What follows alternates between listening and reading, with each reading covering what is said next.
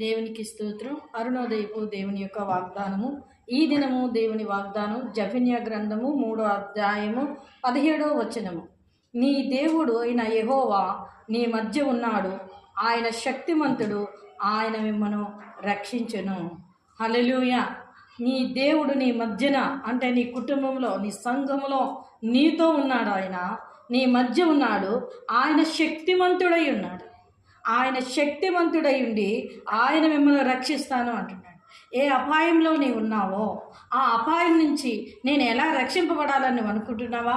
అయితే దేవుడు అంటున్నాడు, నేను మిమ్మల్ని రక్షిస్తాను అని సెలవిస్తూ ఉన్నాడు. కనుక ఈ దినాన లేచిన ఉదయాన్నే ప్రార్థన చేసుకొని, ఈ వాగ్దానాన్ని పట్టుకొని ప్రార్థన చేసుకొని దినాన ప్రారంభించు.